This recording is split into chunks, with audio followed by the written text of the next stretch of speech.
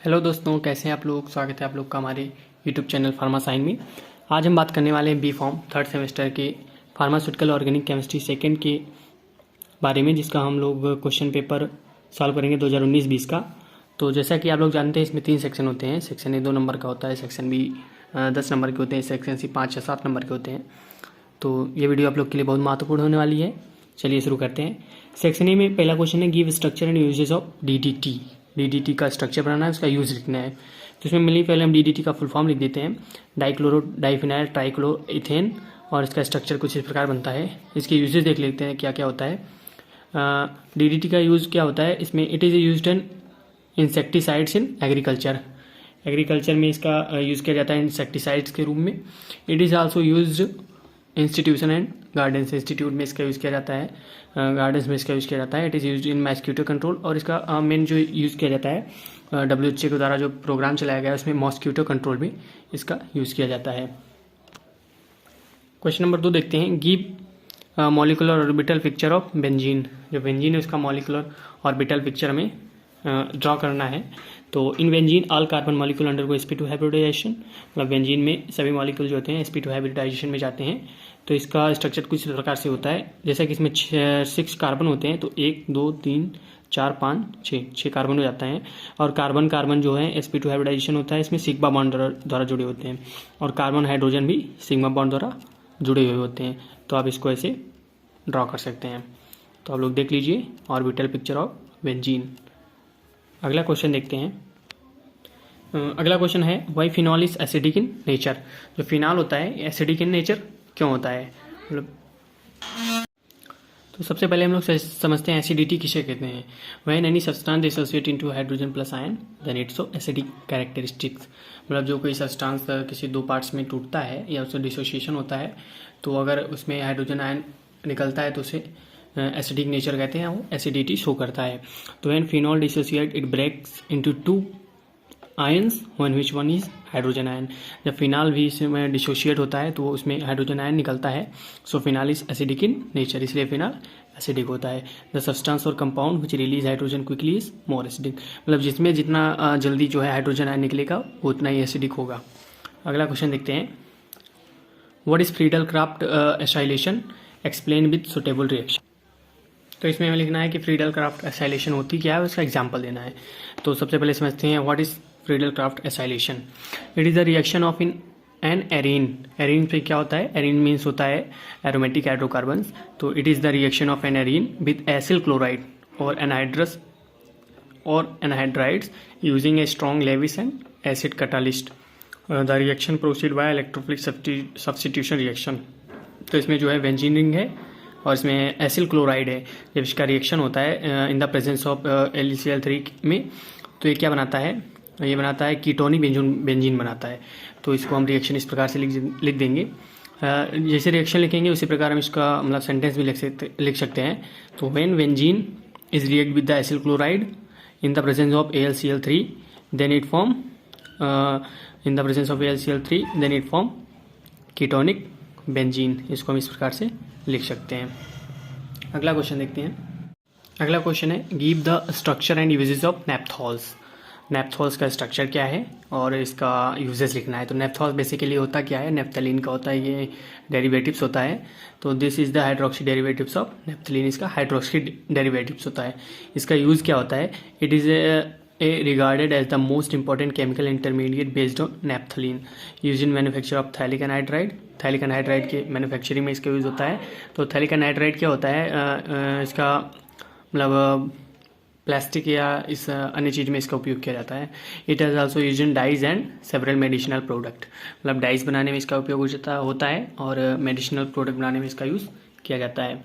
Next question देखते हैं, explain acid value. Acid value क्या होता है, तो इसको समझते हैं। The acid value is the number of milligram of potassium hydroxide. क्या होता है, एसिड वैल्यू एक नंबर होता है मिलीग्राम ऑफ KOH का, required to neutralize the free acids, मतलब जो रिक्वायर होता है, आवश्यकता जिसकी होती है न्यूट्रलाइज करने के लिए फ्री एसिड को, present in 1 gram of the substance, 1 gram of substance में या ऑयल्स में, फैट्स में। तो the acid value is the number of milligram of potassium hydroxide required to neutralize the free acid present in 1 gram of the substances. तो इसका equation क्या होता है देख लेते हैं। AV is equal to ml of KVH into normality into 56 upon weight of sample, wherein क्या है, N is the normality of KVH solution and 56 क्या है, मॉलिकुलर वेट ऑफ KVH या पोटेशियम हाइड्रोक्साइड। इसकी सिग्निफिकेंस भी देख लेते हैं, दो मतलब एसिड वैल्यू की। The value is the measure of the amount of fatty acid. Edible oil should contain acid value less then 1%।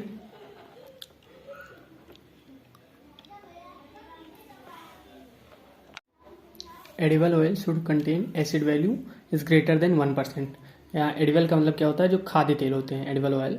Pharmaceutical oil must not have any rancidity. तो ये इसका सिग्निफिकेंस हो गया। अगला क्वेश्चन देखते हैं। अगला क्वेश्चन है give Haworth synthesis of phenanthrene. Phenanthrene का हॉवर सिंथेसिस कैसे होता है इसको हमें बताना है। तो phenanthrene is obtained from naphthalene and succinic anhydride by Haworth synthesis. इसमें जो मेनली यूज होता है, इसमें किससे प्राप्त होता है, नेप्थलीन एंड सक्सिनिक एनहाइड्राइड से। In the first step naphthalene is treated with succinic anhydride in the presence of aluminium chloride which gives 4 keto 4 naphthyl butanoic acid. In next step it is reduced in the presence of zinc mercury and hydrochloric acid and acid to 4 naphthyl butanoic acid. Next है then on catalyzed crystallization it give 4 keto 1 2 3 4 tetrahydrophenanthine which on Clemmensen reduction followed by aromatization gives phenanthine. तो इसमें simple reaction है, जो reaction में है वही इसमें language wise लिख देना है। इसमें क्या है, रिएक्शन देखते हैं। इन द फर्स्ट स्टेप क्या होता है, naphthalene is treated with succinic anhydride. ये नेप्थलीन या सक्सिनिक एनहाइड्राइड। तो इन द फर्स्ट इसमें लिख देंगे हम, in the first step naphthalene is treated with succinic anhydride in the presence of AlCl3। जब इसके प्रेजेंस में नेप्थलीन एंड सक्सिनिक एनहाइड्राइड का रिएक्शन होगा तो इससे क्या बनेगा, 4 कीटो 4 नेप्थलीन ब्यूटेनोइक एसिड, ये बन जाएगा। द नेक्स्ट स्टेप, इसमें नेक्स्ट स्टेप क्या होगा, इसमें कौन सा रिएक्शन हो रहा है, electrophilic substitution reaction. Next step में क्या होगा, इट इज रेड्यूस्ड, क्या रेड्यूस होगा, 4 keto 4 naphthyl butanoic acid in the presence of zinc and HCl, zinc mercury and hydrochloric acid के प्रेजेंस में इसका रिडक्शन होगा। किसका रिडक्शन होगा, 4 कीटो 4 नेप्थिल ब्यूटेनोइक एसिड। जब रिडक्शन होगा इसका तो इन the presence of zinc mercury and hydrochloric acid, तो ये बन जाएगा 4 naphthyl butanoic acid, 4 naphthyl butanoic acid. तो इसका देन ऑन एसिड इसका सिस्लाइजेशन होगा। जब सिस्लाइजेशन होगा इन the presence of concentrated H2SO4 के प्रेजेंस में, तो ये बन जाएगा 4 कीटो 1 2 3 4 टेट्राहाइड्रोफिनेंथ्रीन। तो जैसा कि आप रिएक्शन में देख सकते हैं। फिर नेक्स्ट स्टेप में क्या होगा, क्लेमेंसन रिडक्शन होगा। क्लेमेंसन रिडक्शन किसके प्रेजेंस में होगा, जिंक मरकरी हाइड्रोक्लोरिक एसिड या पैलेडियम के प्रेजेंस में होगा। इससे क्या होगा, फिनेंथ्रीन बन जाएगा। तो इसमें सिंपल है, थोड़ा बहुत कठिन नहीं है। जो रिएक्शन में होगा वही हमको लैंग्वेज में इसमें लिख देना है। तो ये बेसिकली 2 नंबर में पूछा गया है, इसमें इतना काफ़ी रहेगा, लेकिन अगर लैंग्वेज बना के लिख देते हैं तो इससे और अच्छा एग्जामिनर के ऊपर इफेक्ट पड़ेगा। और ये मोस्टली 7 नंबर में भी आ जाता है। तो इसमें ज़्यादा कुछ नहीं करना रहता, बस ये जो रिएक्शन लिखी है इसको स्टेप वाइज स्टेप अलग अलग लिख देना रहता है और लैंग्वेज थोड़ा इसमें बढ़ा देते हैं, बस वही 7 नंबर में हमारा क्वेश्चन हो जाता है। तो अगला क्वेश्चन देखते हैं।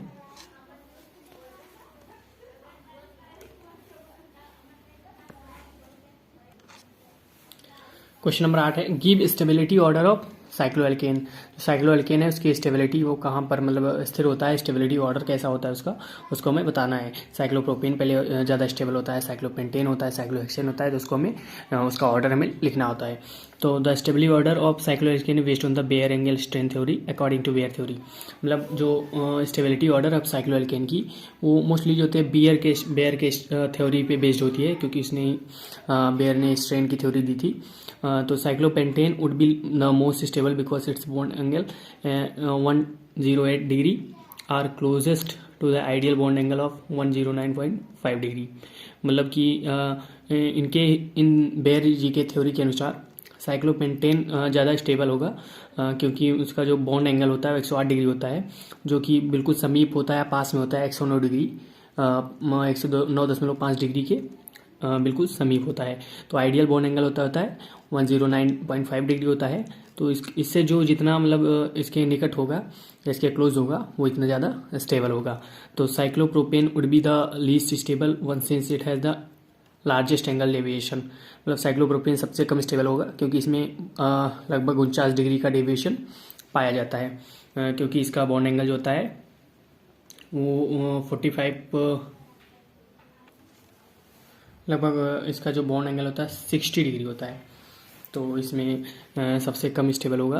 The relative order of stability for some common cycloalkane, जो कॉमन साइक्लोएल्केन उसमें जो मतलब होगा स्टेबिलिटी ऑर्डर होगा, उसमें साइक्लोपेंटेन सबसे ज़्यादा स्टेबल होगा, उसके बाद साइक्लोहेक्सेन, उसके बाद साइक्लोब्यूटेन, उसके बाद साइक्लोप्रोपेन।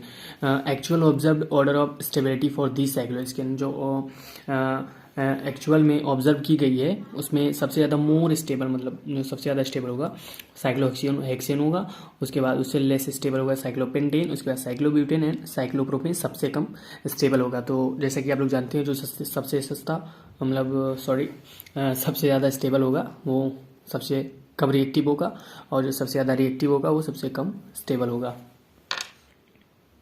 अगला क्वेश्चन देखते हैं, draw any four aromatic structure. तो एरोमेटिक स्ट्रक्चर, 4 स्ट्रक्चर बनाने हैं। तो पहले समझते हैं कि एरोमेटिक स्ट्रक्चर होते क्या हैं।